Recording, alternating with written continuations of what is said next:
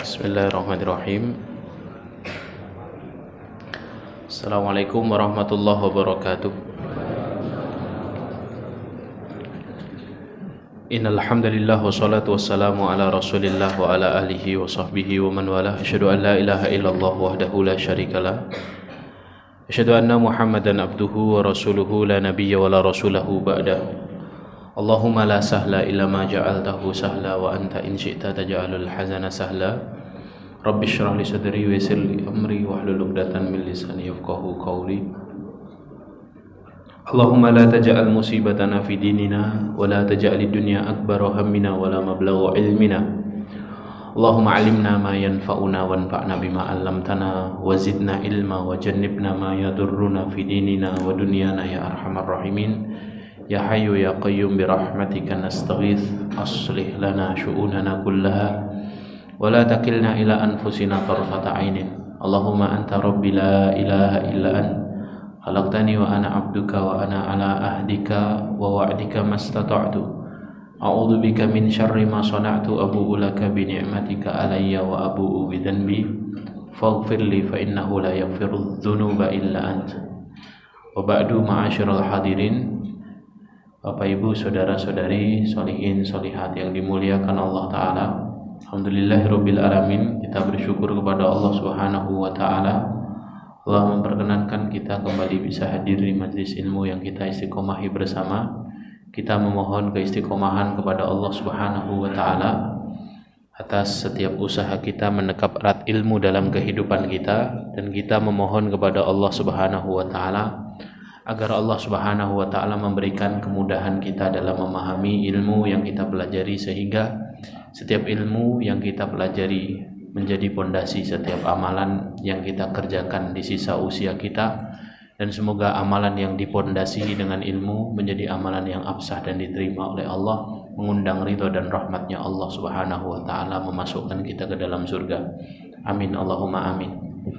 Salawat dan salam semoga senantiasa tercurah limpahkan untuk Nabiullah Muhammad sallallahu alaihi wasallam, para keluarga, para sahabat, para tabi'in, para tabi'ut tabi'in, dan orang-orang yang senantiasa istiqomah di atas jalan kebenaran. Ma'asyiral hadirin yang dimuliakan Allah, mari kita lanjutkan pembahasan kitab Riyadhus Shalihin yang insyaallah akan kita bahas pada kesempatan kali ini, melanjutkan bab berikutnya, yaitu kita masuk bab ke-12.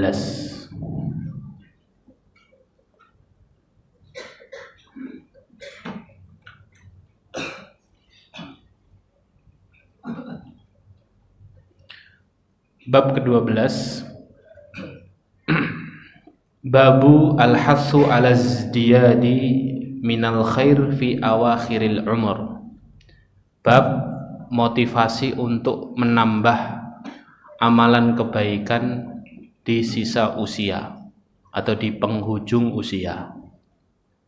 Ma'asyiral hadirin yang dimuliakan Allah, kita harus tahu dulu satu kaidah besar dalam syariat ini, bahwa hidup kita di dunia ini memiliki batas, ada batasnya. Ini kaidah pertama. Setiap kita tidak kekal abadi tinggal di dunia. Setiap kita memiliki batasnya sendiri-sendiri.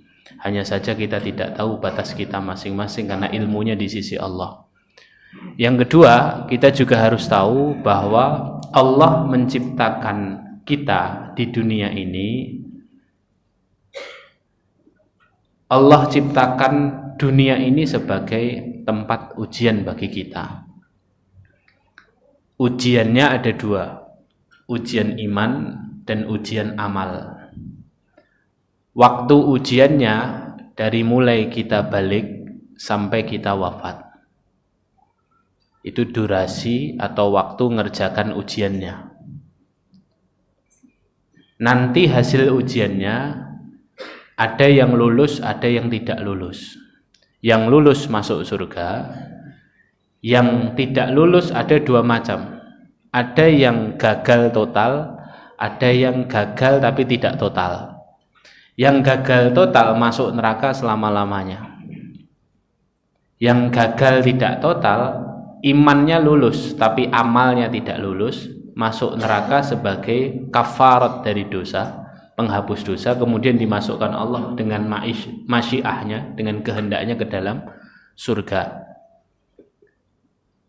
Ujiannya ya dua tadi, iman, amal. Imannya beriman tidak kepada Allah, amalnya beramal tidak sesuai dengan perintah Rasulullah Shallallahu Alaihi Wasallam. Ya, mulainya dari usia balik sampai wafat.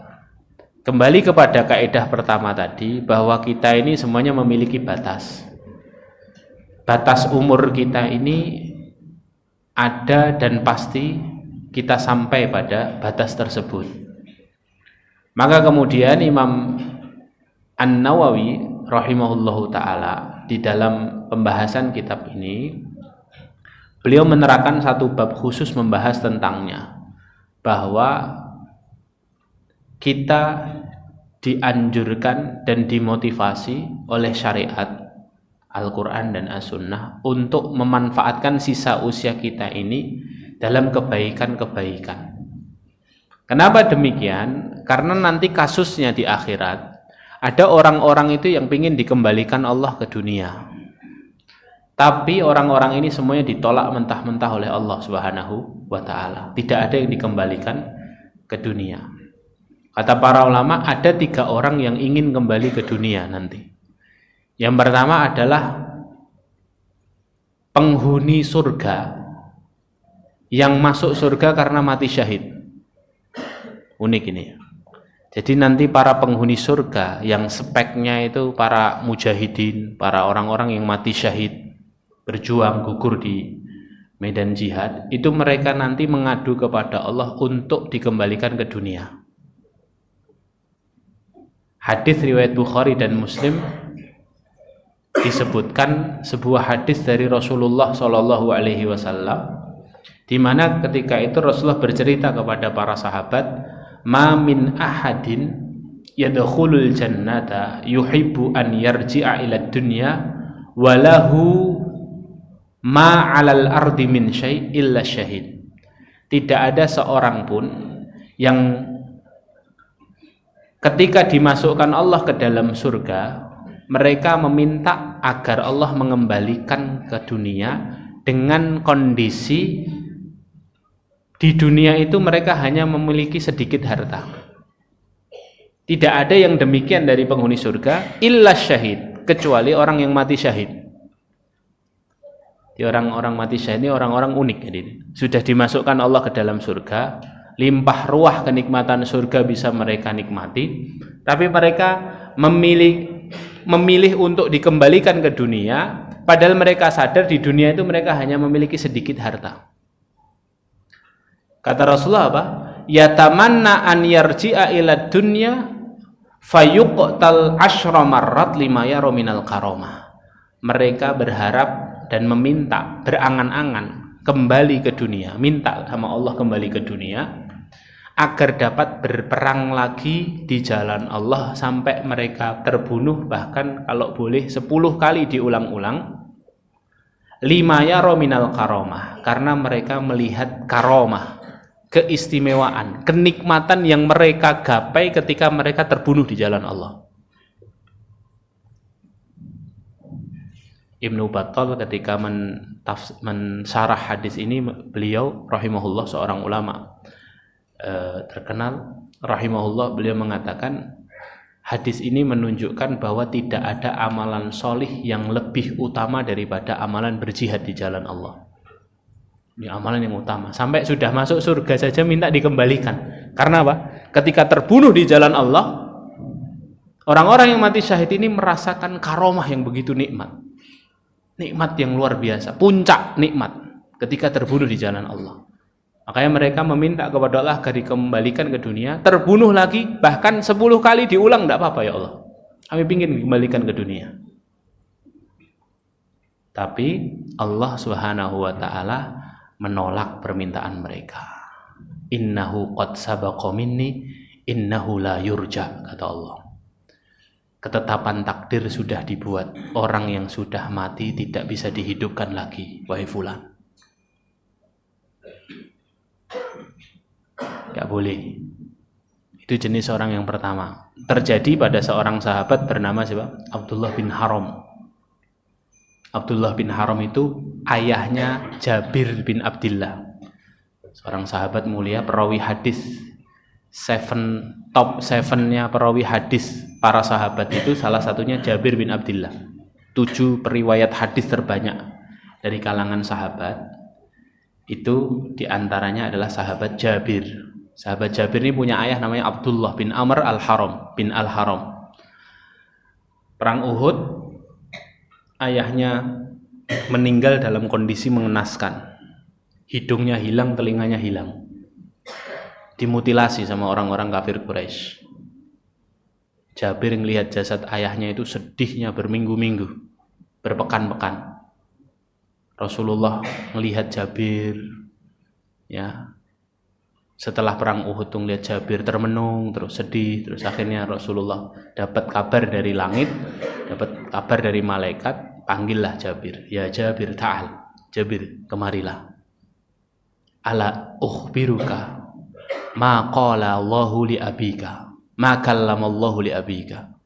Jabir, mau enggak aku beritahu apa yang dikatakan Allah kepada ayahmu setelah ayahmu wafat?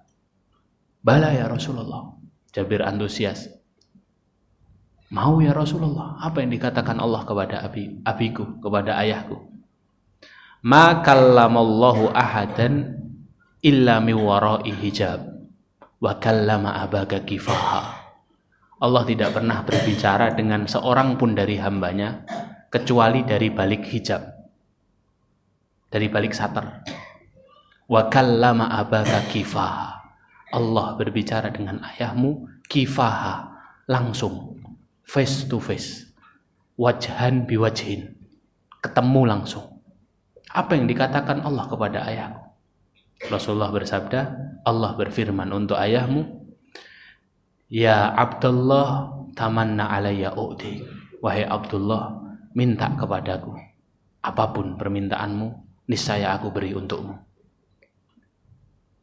Maka kemudian Abdullah ini minta apa? Ya Rabbi antuhyani fa'uqtal fika thaniyatan. Ya Allah, permintaanku hanya satu ya Allah. Apa itu permintaan wahai Abdullah? Kau hidupkan lagi aku untuk kedua kalinya agar aku bisa berperang di jalanmu, terbunuh kedua kalinya di jalanmu. Permintaannya orang syahid itu. Kemudian kata Allah, Pak, innahu qad sabaqa minni innahu la yurja. Itu tidak mungkin, kata Allah. Ketetapan takdir sudah dibuat. Sesuatu yang sudah terjadi tidak mungkin bisa diulang. Orang yang sudah mati tidak bisa dihidupkan lagi. Itu ketetapan takdir dariku. Ya. Tamanna alayya u'tik.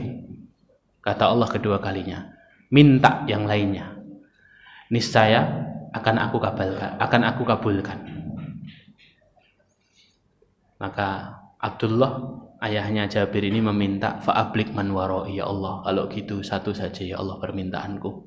Kabarkan kepada orang-orang di belakangku tentang kenikmatan yang aku rasakan ketika aku mati syahid. Doanya, permintaannya Abdullah dikabulkan oleh Allah. Diturunkan satu ayat, surah Ali Imran ayat ke-169. Wala tahsabannal ladzina qutilu fi sabilillahi amwata bal ahya'un inda rabbihim yurzaqun farihina bima atahumullah min fadlih. Jangan kamu mengira orang-orang yang terbunuh di jalan Allah mereka telah mati. Bal ahya'un, mereka hidup, inda rabbihim, di sisi Rabbnya, yurzaqun, diberi rizki yang banyak oleh Allah. Farihina bima atahumullah min fadli, mereka bahagia di sisi Allah atas apa yang Allah berikan kepadanya setelah mati syahid. Dikabulkan sama Allah. Turun surat ini untuk memberikan informasi kepada kita bahwa orang-orang syahid itu bukan orang-orang yang meninggal. Mereka tetap hidup di sisi Rabbnya, ruhnya hidup di sisi Rabbnya, jasadnya dijaga oleh Allah Subhanahu wa taala. Makanya Bapak Ibu yang dimuliakan Allah, kalau Bapak Ibu pernah berangkat umroh, biasanya kalau saya bimbing saya jelaskan, dulu makam Uhud itu, syuhada Uhud bukan di tempat yang sekarang yang dikotai, dipagerin itu hadir. Dulu makamnya ada di sisi lain. Tapi kemudian di zaman sahabat Muawiyah ketika jadi khalifah terjadi banjir bandang. Akhirnya jasad-jasad para syuhada Uhud itu pada tenggelam. Sahabat Muawiyah kemudian memerintahkan para sahabat untuk mengevakuasi jasad-jasad itu dan diletakkan di tempat yang sekarang. Ketika itu didapatkan, Masya Allah tabarakallah, jasad Hamzah masih utuh dengan darah yang masih mengalir segar. Jasad Mus'ab bin Umair masih utuh. Jasad sahabat-sahabat para syuhada Uhud itu utuh hadir. Itu kejadian nyata di zaman Muawiyah radhiyallahu anhu. Setelah sekian tahun kan. Ya, perang Uhud itu kan 3 Hijriah. Muawiyah memimpin itu setelah Rasulullah wafat kan 11 Hijriah. Puluhan tahun. Jasadnya dijaga oleh Allah Subhanahu wa taala. Farihina bima atahumullah min fadli. Diijabahi sama Allah. Tapi permintaan untuk dikembalikan hidup lagi ke dunia tidak diijabahi oleh Allah. Ini jenis orang yang pertama, Bapak Ibu. Ada jenis orang yang kedua. Kata para ulama, siapa yang minta dikembalikan ke dunia? Kalau yang pertama tadi tidak menyesal, tapi pingin mengulang kenikmatan mendapatkan syahadah, kesyahidan. Yang kedua dan yang ketiga ini orang-orang yang menyesal.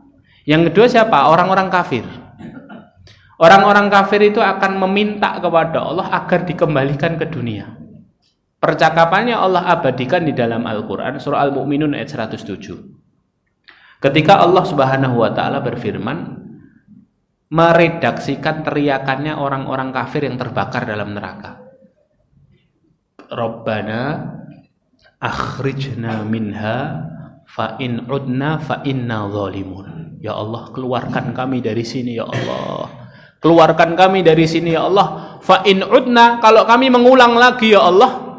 Kalau sudah kau kembalikan, kau keluarkan dari sini, kami mengulang perbuatan kami lagi di dunia ya Allah. Fa inna zalimun. Maka kau boleh menyebut kami sebagai orang-orang zalim. Telat tadi. Sudah tidak bisa diulang. Lihat apa balasan Allah atas teriakannya orang-orang kafir itu. Ayat 108-nya Al-Mu'minun. Qalah sya'u fiha wa la tukallimun, kata Allah. Tinggallah dengan hina di dalamnya. Ikhsya'u fiha. Nyahlah kau di dalamnya. Fala tukallimun. Wala tukallimun. Dan janganlah mengajak bicara aku. Allah nggak mau diajak bicara sama orang kafir. Sudah, tidak ada lagi pembicaraan. Sudah, tinggallah hina di dalamnya. Ditolak sama Allah Subhanahu wa ta'ala. Ya. Kata para ulama tafsir, ini adalah ucapan kemurkaan Allah, zat yang maha pengasih. Allah itu zat yang sangat lembut, pengasih, ya, Dzur-Rahmah, pemberi rahmat. Tapi khusus untuk orang-orang kafir kalimatnya sangat keras. Ikhsya'u fiha wala tukallimun. Nyahlah kamu di dalamnya, jangan ajak omong aku. Ya Allah.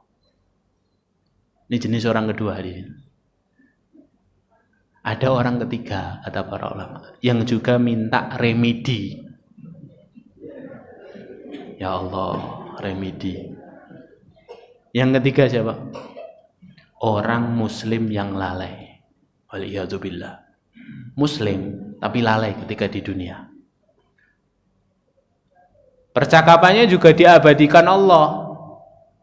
Lihat ayat sebelumnya, Al-Mu'minun 99, Al-Mu'minun 100.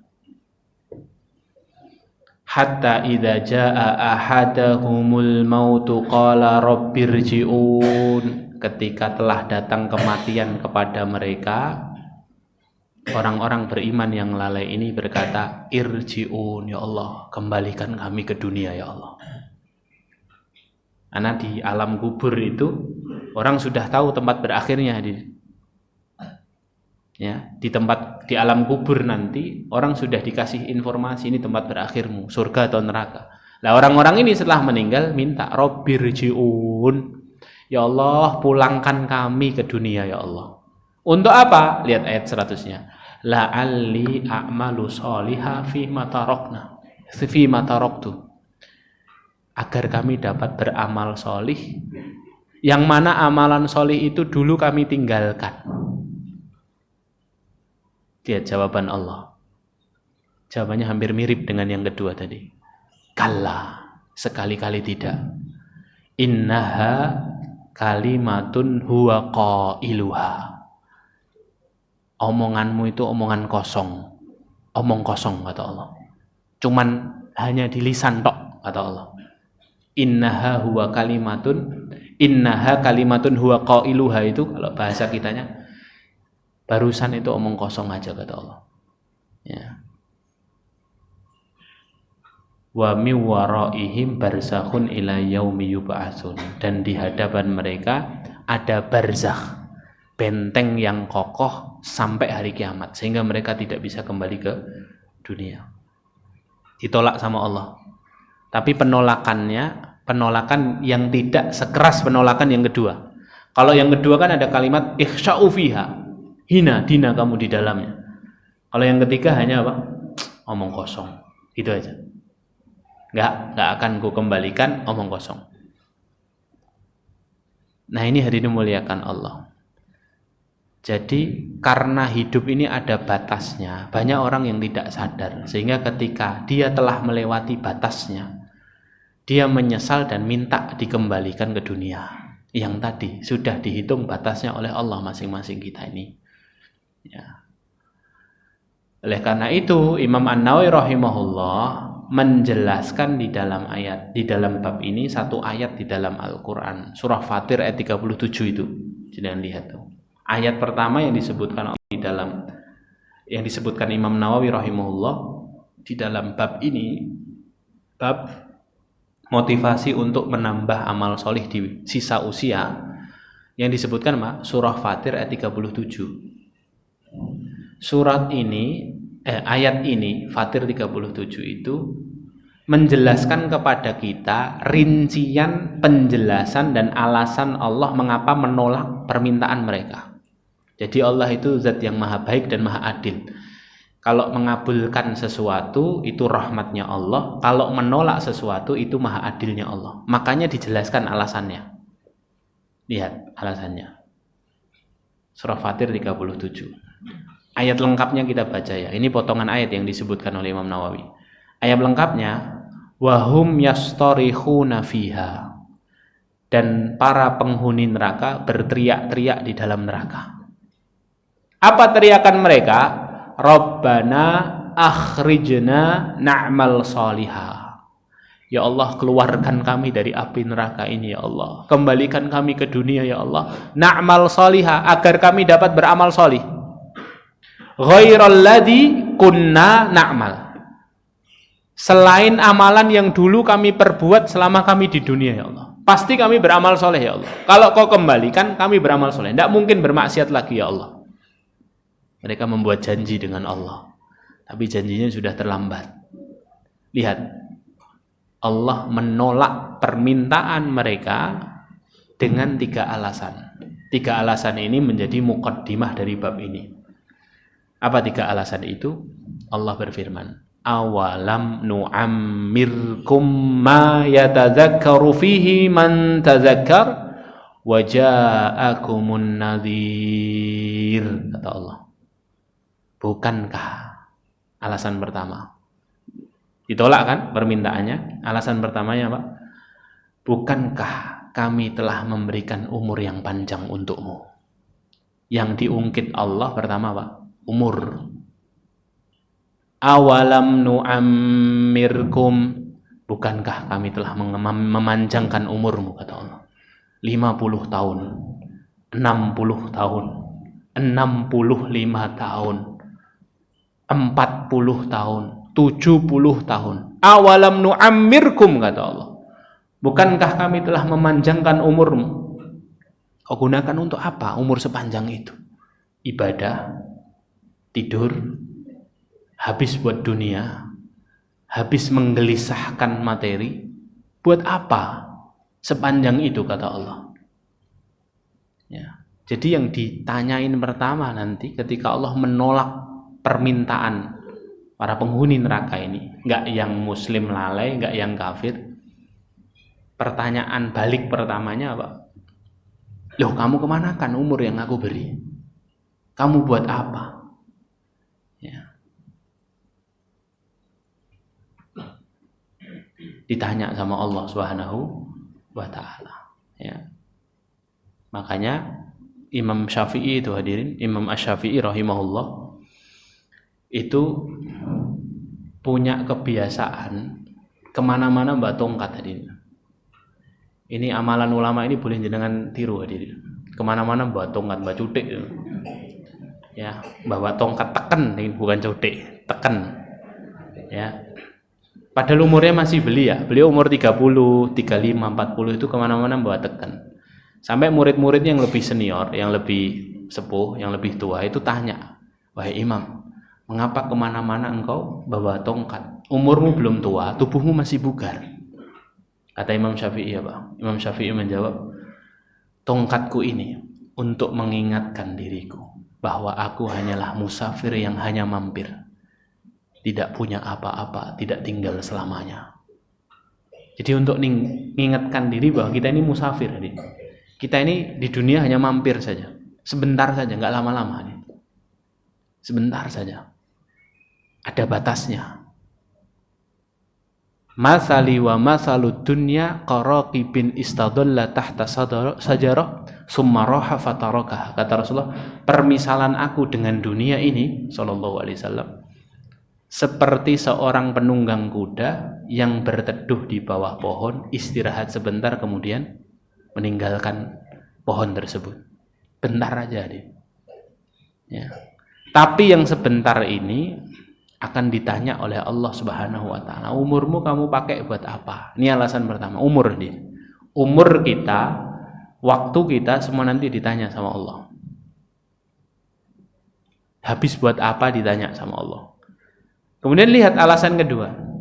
Awalam nu'ammirkum ma yatadzakkaru fihi man tazakkar. Bukankah telah aku beri kesempatan untukmu berpikir, wahai orang-orang yang bisa berpikir.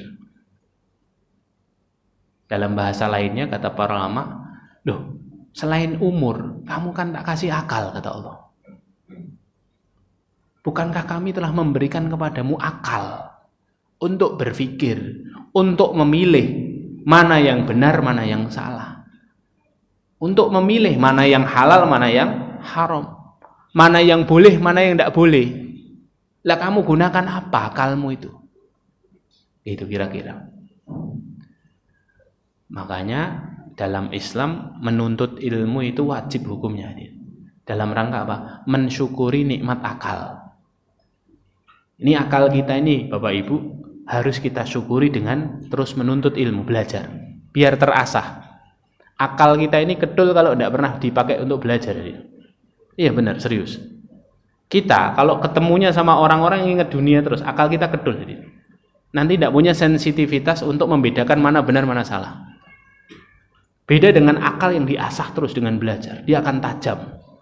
Dia akan peka terhadap keburukan. Dia akan peka, ambisius terhadap kebaikan. Kenapa? Diasah terus.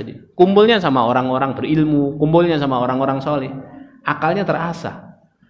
Dan itulah salah satu cara untuk mensyukuri nikmat akal, kata para ulama. Cara bersyukur terhadap nikmat akal yang Allah berikan itu dengan menimba ilmu.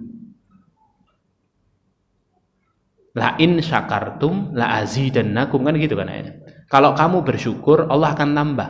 Apa nikmat yang ditambahkan Allah kalau kita bersyukur atas nikmat akalnya? Allah akan tambahkan nikmat fungsi akal. Akal kita jadi bisa membedakan mana yang benar dan mana yang salah. Akal kita jadi bisa membedakan mana yang halal, mana yang haram. Akal kita bisa mampu memproduksi pahala. bisa melihat celah setiap amalan, setiap aktivitas kita itu bisa jadi pahala kalau tahu ilmunya kan. Karena tadi kita syukuri dengan menimba ilmu. Ya, Allah angkat derajatnya orang berilmu. Itu dalam rangka tadi. Karena seorang itu bersyukur, Allah tambahkan nikmat-nikmatnya. Itu. Jadi yang kedua yang akan ditanya sama Allah apa? Akal. Loh, kamu bawa kemana akal? Kamu taruh di mana tuh akalmu? Ya, makanya ada istilah save apa tuh? Save the dengkul itu loh, ya. Karena kadang akalnya nggak dipakai, dengkulnya yang dipakai, gitu loh. Ya, ya. Save our dengkul, ding, ya. Ya, jadi yang suruh jaga bukan akalnya, dengkulnya, karena selama ini yang dihelmi dengkulnya, bukan kepalanya, gitu. Saking apa? Akalnya nggak kepake, Adit. Ya, lah cara agar akal ini kepake itu tadi, melibatkan akal dalam berpikir, bertafakur, menuntut ilmu, tolabul ilmi, ya, belajar tajam, Adit. Ya, saya punya guru itu, hadirin, sama sekali tidak mau berkumpul sama orang-orang yang nggak ada ilmunya, Adit. Itu sebagai, saya bilang, loh kok maunya kumpul sama orang-orang berilmu, Kiai? Kata beliau, saya takut kufur sama nikmat akal. Loh kenapa, Kiai? Karena kalau saya duduk dengan orang-orang berilmu, akal saya selalu terasah, kata beliau, untuk bertafakur, untuk bersyukur. Ya, kalau sama orang-orang tidak berilmu, ingat dunia terus, saya takut akal saya nggak kepake. Masya Allah, saya bilang. Terus saya berpikir gini, ya Allah, berapa lama akal saya nggak kepake ini? Ya, ketemunya ngingat dunia terus, akal nggak kepake, Adit. Ya, ikutin arus saja kan, akhirnya. Ya, lah ini hadirin memuliakan Allah. Dua, yang ketiga, waja'akumun nadhir. Bukankah telah datang kepada kalian pemberi peringatan? An-nadhir. Pemberi peringatan di sini diartikan Rasulullah atau syariat. Jadi Allah seakan-akan bertanya gini, loh, umurmu kan sudah tak panjangkan. Loh, kamu kan sudah dikasih akal. Yang ketiga, loh, kan sudah dikasih aturan. Kenapa kamu langgar? Jadi memang manusia itu dikasih kehendak bebas dengan akalnya, Amin. Tapi akal itu dibatasi dengan syariat. Biar tidak kebablasan. Ibarat kata jalan itu ada marka jalannya, ada batas kanan kirinya. Jadi biar tetap on the track, tidak salah jalan sampai tujuan. Jadi batasan-batasan aturan syariat itu sebenarnya bukan mempersulit kita, tapi mengingatkan kita bahwa tujuan kita ini lurus loh, jangan belok-belok kamu. Itu saja. Lah kalau dikasih aturan tetap saja dilanggar, ya. Dikasih aturan kok kita nggak kerjakan, ada perintah nggak dikerjakan, ya sudah, itu pilihan hidupmu, kata Allah. 3 alasan kuat inilah yang menjadikan seseorang tidak bisa menolak jika kemudian dia akhirnya mendapatkan sesuatu yang dia tanam selama ini dari keburukan-keburukan.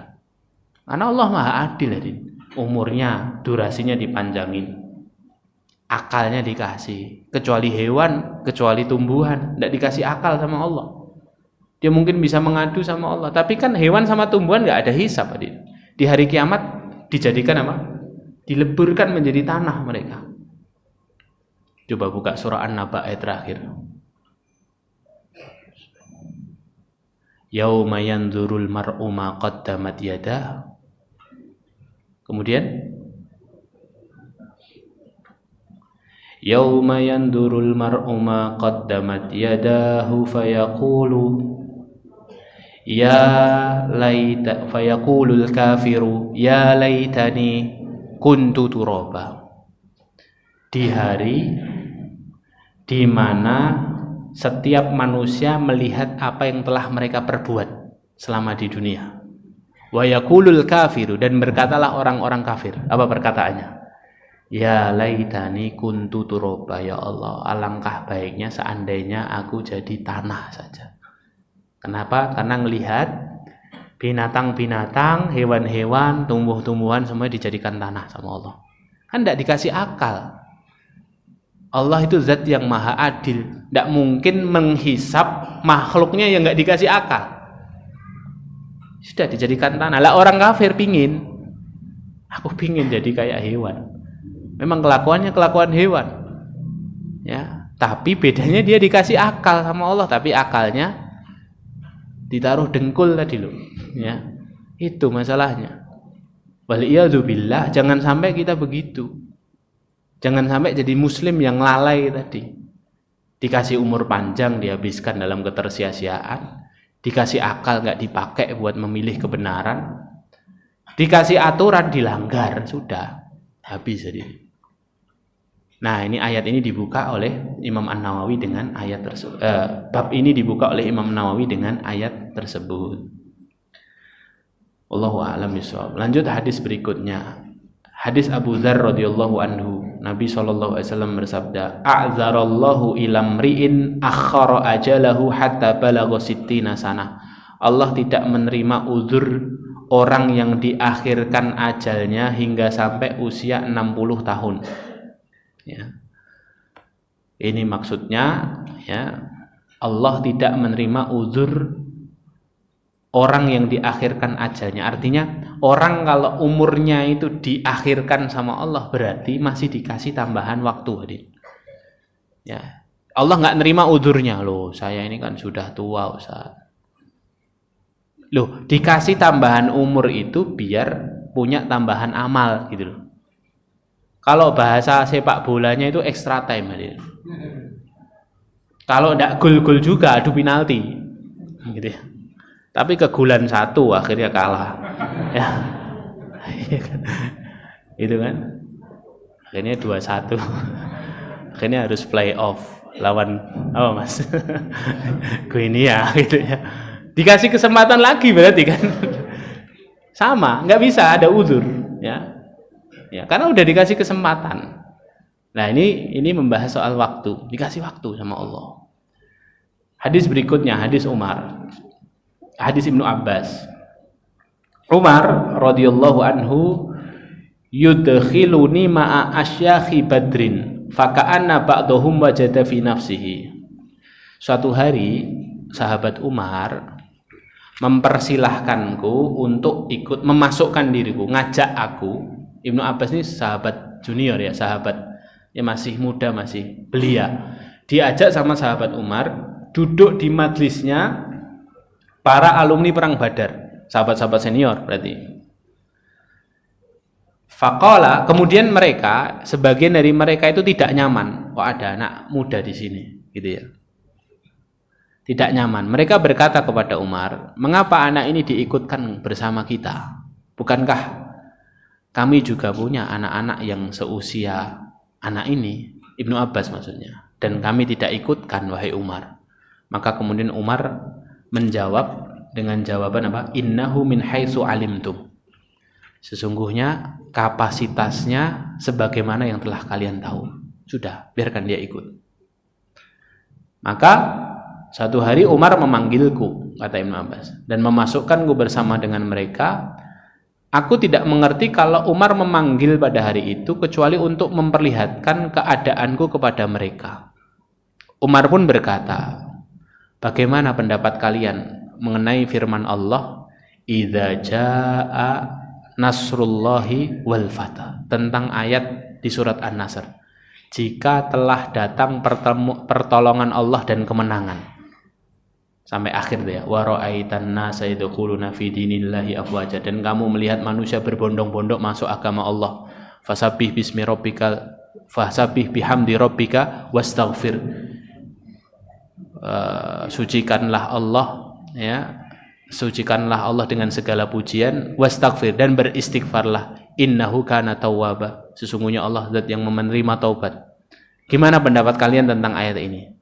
Lah, ketika para sahabat senior itu ditanya tentang ayat ini, sebagian mereka menjawab, maksud ayat ini kita diperintahkan supaya memuji Allah dan memohon ampunan Allah. Apabila kita diberi pertolongan dan kemenangan, disuruh ingat Allah, walaupun sudah menang disuruh ingat Allah. Ya. Sebagian yang lain memilih diam, tidak menjawab. Maka Umar berkata kepadaku di hadapan para sahabat ini, kalau menurutmu wahai Ibnu Abbas, wahai Abdullah, menurutmu bagaimana? Kata Umar. Umar ini tahu betul siapa Abdullah Ibnu Abbas. Walaupun dia tidak sesenior para sahabat yang lain, walaupun beliau masih muda belia, tapi Rasulullah pernah mendoakan anak ini, Ibnu Abbas muda ini, ketika masa kecilnya pernah didoakan Rasulullah dengan satu doa. Yang doa itu mustajab. Doanya apa? Allahumma allimhu fiddin, faqihhu fiddin wa allimhu ta'wil. Ya Allah, faqihkan dia dalam urusan agama, ya. Alimkan dia dalam ilmu tafsir Al-Qur'an. Nah, ketika ditanya pendapatnya tentang ayat ini, aku menjawab tidak, nggak mau jawab awalnya Ibnu Abbas. Mengelak karena ada senior-senior kan. Adabnya seorang anak muda kalau ada senior itu mempersilahkan senior. Enggak. Maka Umar bertanya lagi, gimana pendapatmu? Maka akhirnya aku menjawab, inilah tanda dekatnya waktu wafat Rasulullah Shallallahu Alaihi Wasallam yang Allah isyaratkan kepada beliau. Allah berfirman, apabila telah datang pertolongan dari Allah dan kemenangan, maka yang demikian itu berarti ajalnya Rasulullah sudah dekat, kata Abdullah Ibnu Abbas. Pandangan Ibnu Abbas ini sama sekali tidak diduga oleh sahabat senior.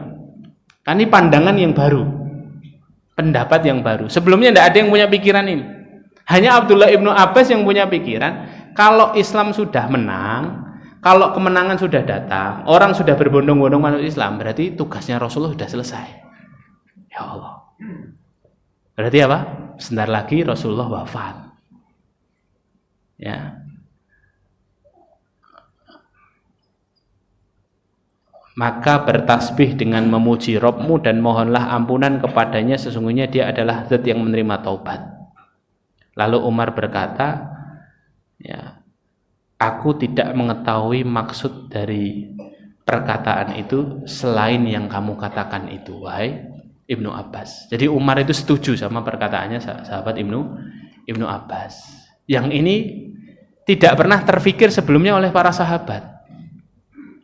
Ya. Oh iya ya, surah An-Nasr itu turun beberapa waktu sebelum Rasulullah wafat. Berarti ini isyarat dari Allah Subhanahu wa ta'ala bahwa tugas kerasulan sudah selesai. Ya. Tapi Imam An-Nawawi meletakkan hadis Umar ini, hadis Ibnu Abbas dan Umar ini sejatinya bukan untuk tadi itu, untuk melihat kecerdasannya Ibnu Abbas, tapi ada pendalilan yang lain. Kenapa? Karena dalam hadis-hadis berikutnya 1, 2, 3, 4 hadis ini ternyata Rasulullah SAW seusai turunnya surat An-Nasr, beliau memiliki kebiasaan baru, hadirin. Makanya setelah isyarat tugas kenabianmu sudah selesai wahai Muhammad, kalimat akhirnya apa? Fasabbih bihamdi rabbika wastaghfir. Banyaklah bertasbih dan banyaklah beristighfar wahai Muhammad. Maka semenjak ayat itu turun, kata Ibunda Aisyah radhiyallahu anhu, ma shalla Rasulullah sholatan ba'da an nazalat alaihi idza jaa nasrullah illa yaqulu fiha subhanaka rabbana wa bihamdika Allahumma ighfirli. Tidaklah Rasulullah mengerjakan sholat seusai ayat itu turun kecuali pasti Rasulullah berzikir dengan satu zikir. Zikirnya apa? Subhanaka rabbana wa bihamdika Allahumma ighfirli. Maha suci engkau ya Allah, Rabb kami, wa bihamdika segala puji bagimu, Allahumma ighfirli, ampuni aku ya Allah. Jadi seakan-akan surat An-Nasr itu, Muhammad, perintah ini yang nafsirkan sahabat Ibnu Abbas ya, tugasmu sudah selesai, berarti setelah ini ajalmu datang. Di sisa ajalmu ini teruslah bertasbih kepada Allah dan beristighfarlah. Itu maksudnya. Ya. Dalam hadis yang lain, Ibunda Aisyah menyebutkan, hadis sahih Bukhari Muslim, karena Rasulullah yukthiru ayyakula fi ruku'i wa sujudi. Rasulullah memperbanyak zikir dalam rukuk dan sujudnya, subhanakallahumma rabbana wa bihamdika Allahumma gfirli. Maha suci engkau ya Allah, segala puji bagimu, ampuni aku ya Allah. Dalam rukuk dan sujudnya beliau. Ya ta'awwalul Quran, beliau mentafsirkan ayat Al-Quran, fasabbih bihamdi rabbika wastaghfir innahu kana tawwaba. Ya, dalam riwayat Muslim juga disebutkan begitu. Rasulullah memperbanyak itu di akhir usia beliau sallallahu alaihi wasallam. Ya.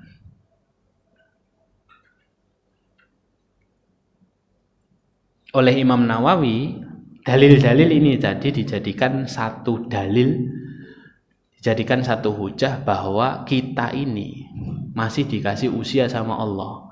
Di sisa umur kita ini jangan berhenti beramal. Apapun kondisi kita, sakit, lemah, dalam kondisi tidak baik-baik saja, tetaplah beramal walaupun hanya sekedar berzikir kepada Allah Subhanahu wa taala. Sesuai dengan kemampuan kita masing-masing. Bahkan Imam Nawawi menutup bab ini dengan satu hadis dari Anas bin Malik. Hadisnya begini. Innallaha azza wa jalla taba'al wahya ala Rasulillah qabla wafatihi hatta tufiya aktsara ma kana al-wahyi. Allah azza wa jalla tetap menurunkan wahyu kepada Rasulullah sebelum wafatnya beliau. Bahkan menjelang beliau wafat, banyak wahyu yang terus turun kepada Rasulullah. Artinya apa? Ya, artinya semakin seseorang itu mendekati ajal, harusnya semakin banyak beramal soleh. Bukan malah semakin lemah dan semakin malas beramal soleh. Rasulullah itu menjelang datang ajalnya beliau, sebelum beliau wafat, wahyu itu malah banyak turun. Artinya banyak amalan-amalan lain yang diperintahkan. Ya. Maka dari sini Imam An-Nawawi rahimahullah ingin memotivasi kita bahwa tidak ada uzur bagi kita untuk menunda amalan. Karena waktu kita terbatas, kita harus memanfaatkannya dengan sebaik-baiknya. Amalan apa saja yang Allah berikan, dekatkan kepada kita, segera ambil. Kaidahnya dua ya. Satu, harus dipaksa. Dua, jangan ditunda. Itu kaidah maksimal beramal soleh. Kalau ada amalan, paksain hadirin. Paksain. Ada flyer kajian Senin, paksain. Pending dulu, reschedule acara-acara. Karena ini amalan bisa jadi tawaran terakhir kita. Belum tentu pekan depan kita hidup. Paksain. Yang bisa ditunda, datang. Ada tawaran sedekah, kita punya harta, keluarin. Ya, ada tawaran kebaikan, kasih paksa. Sholat malam biar bisa bangun, paksain bisa bangun malam. Puasa sunnah, paksain. Ya. Dan jangan ditunda. Kalau ada kesempatan jangan ditunda, karena bisa jadi itu peluang amalan soleh yang terakhir dihantar oleh Allah untuk kita, dan belum tentu dikasih lagi. Itu hadirin yang dimuliakan Allah. Kemudian ditutup oleh Imam Nawawi dengan hadis Jabir. Nabi SAW bersabda, yub'atsu kullu abdin ala ma mata alaih. Setiap hamba akan dibangkitkan dari kuburnya sesuai keadaannya ketika dia mati. Matinya maksiat, bangkitnya dalam keadaan dimurkai Allah. Matinya beramal solih, selesai beramal solih, akan beramal solih, atau sedang beramal solih, dia bangkit dalam keadaan diridhoi Allah. Semua itu pilihan hadirin. Ya, kita yang memilih, kita dikasih kesempatan, kita dikasih akal, kita sudah dikasih tahu aturan mainnya. Tinggal bagaimana kita mengusahakannya. Ya, barakallahu fikum, jazakumullahu khairan. Sudah masuk waktu isya. Ini bab 13, insyaallah kita besok masuk bab 12 ya. Kita besok masuk bab 13. Ada bab bagus ini, bab 13 ini bab tentang banyak jalan menuju kebaikan. Sudah bahas tentang pentingnya kita memanfaatkan kebaikan di sisa usia. Nah, nanti dikasih pilihan-pilihan jalan untuk mendapatkan kebaikan. Barakallahu fikum. Kita tutup dengan bacaan hamdalah dan kafaratul majlis. Subhanakallahumma bihamdika asyhadu an la ilaha illa anta astaghfiruka wa atubu ilaik. Assalamualaikum warahmatullahi wabarakatuh.